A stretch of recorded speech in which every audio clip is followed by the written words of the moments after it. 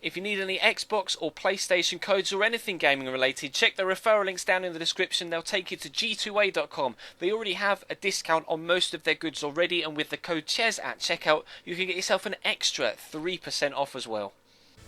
Hey guys, how's it going? Chez back again and welcome to episode number 53 of the Inter Milan career mode here on FIFA 15. We start with a game away from home against Genoa. This is of course the game in between the two legs in the Europa League round of 16. And no, actually, I think it's the quarterfinals, isn't it, that we're involved in right now against Galatasaray. But we start with this away game. And they've got Mattia Perrin in goal, a goalkeeper obviously we know quite well after signing him in the Liverpool career mode. And they've got some decent width out wide, or pace out wide, with Lestien and Ep53 on either side of Pania up top. So definitely going to cause us a few problems. Genoa, they aren't the best of sides, but they aren't exactly the worst of sides at the same time. So we're going to have to be on our best behaviour and putting in some good performances to make sure we get a win here. Dybala and JOVETIC starting up top, and Sissoko retains that cam spot ahead of Freddie Guarin, who's been dropped to that centre mid position. And that appears to have worked quite well, actually, making that change. So thank you to you guys for making me make that change, because you said that I'd probably be better off playing Sissoko at cam and Guarin at centre mid rather than the other way around with Freddie Guarin sat at cam. And to be fair, it's been a positive move, and Moussa Sissoko has chipped in with quite a few goals since I've moved him up to that position. Dybala's going to drill it across towards him here, gets very, very lucky with the way it reaches him, deflects off two defenders before he just gets there before it crosses the line to actually claim the goal himself and have it not go down as an own goal. But regardless of who was on the end of it, very pleased to have gone 1-0 up, despite the fact that it was in such ridiculously fortuitous circumstances. But that shot actually was quite close, drawing it. Well, it would have drawn a good save out of Bert Leno had it been on target. I think Leno had his angles covered. But we head into the second half now before the next chance comes along. Stefan Jovetic trying to find a way past the defence, and 9 times out of 10 that would have been on target and caused the goalkeeper quite a few problems. But I was disappointed there that Jovetic wasn't able to get that one on target, and that seemed to be a theme in this second half. We're going to have another chance here. Paulo Dybala's going to turn inside, going to play the ball inside and go for a shot, and again would have expected him to get that on target, and he pulls that one wide of the far post as well. Seems to be a recurring theme in this second half, and I was really disappointed because I wanted to make sure that we got a 2-0 lead, just to make sure that we weren't caught on the counter and they didn't get themselves an equaliser, as we have had similar circumstances happen this season. This time Dybala though cuts inside very nicely with a Ronaldo chop, and I didn't want to risk shooting wide again, so I sweated it across to Jovetic, who was awaiting just onside to put it into the back of the net to make it 2-0, and that gave us the victory and the 3 points that we were so desperate for. So we are still closing the gap on Juventus at the top of the table. We continue to get 3 points in every single game in Serie A, and we'll hope to pick up a victory in this one against Gala as well. Obviously playing away from home. We played the first game at San Siro and got a 1-1 draw, which is better than we got in the first round of fixtures against Fiorentina in the previous round of this competition, in the round of 32. We lost 1-0 in that tie and came back with a good 3-1 victory in the second leg to put us through to this particular stage in the quarterfinals. So we do have an okay kind of platform to go into this second leg from, but obviously Galatasaray still do have that away goal, so we will have to be wary of that as we head further into this tie. Rodrigo starts up top alongside Marco Sal. We've got Alvarez Balanta starting at the back as well, alongside fellow new signing Congolo. Is it Terence Congolo? I think it's Terence. I'm not entirely too sure. But Wesley Sneijder gets the first chance of the game, and we will have to close him down better from that sort of range, because if there's anyone on this pitch that is going to bang one in from distance like that, it is going to be Wesley Sneijder. So I definitely need to improve there. You see a man goes down injured and stays down, but he's able to stay on the pitch, fortunately. Doesn't have to come off, and you see him getting back to his feet there, as unfortunately we aren't able to get ourselves in front. But we're still only in the 10th minute here by the time the third highlight comes around, so it's definitely an entertaining start to the game. End-to-end stuff as Brozovic tries a looping banana shot, and actually very well held by Fernando Muslera there. Could quite easily have just pushed that one away, but showed great handling to pluck that one out of the air, and it was definitely dipping underneath the bar. Brilliant shot from Brozovic. I was actually quite disappointed that it didn't go into the back of the net, but Marco Sal did exactly the opposite and found the back of the net to give us a 1-0 lead on the 29th minute to ensure that their away goal was now neutralised. So if we are to go to extra time, it would be if Galatasaray score once, and the game would have to end 1-1 for the game to go to extra time. And, well, they did score once in the 43rd minute, immediately after about 10 minutes after we took the lead. They came up the other end, ball played over the top, well brought down by the attacker, and slotted underneath the goalkeeper into the bottom corner to make it 1-1. So this is the only scenario in which we can go to extra time, but obviously I would want to get a win in normal time if I possibly could. Rodrigo playing the ball around to Marco Sal here.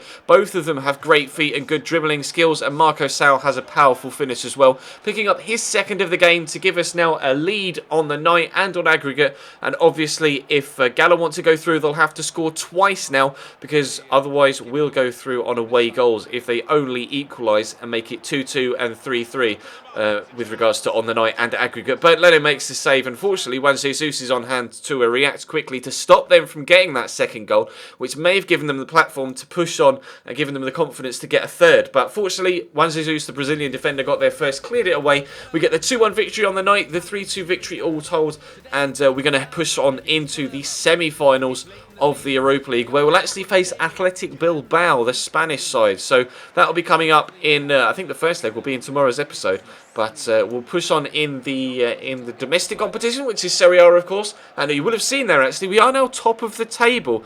It turns out that in Serie A it's done the same way as La Liga, and I think actually someone commented this in the previous episode or two, saying that it's done on head-to-head rather than goal difference here in Italy, which obviously in England it's done on goal difference before head-to-head, but in Italy and in Spain it's done vice versa. And because of course we beat Juventus both times in the league, we were able to go top despite the fact that our goal difference is inferior to theirs and we sit level on points. So we need to make sure that we can keep up at least the winning mentality now, because we know if we finish on the same amount of points as Juve, we will finish above them. So all we have to do now is match their overall results. We don't have to outscore them. And Kovacic,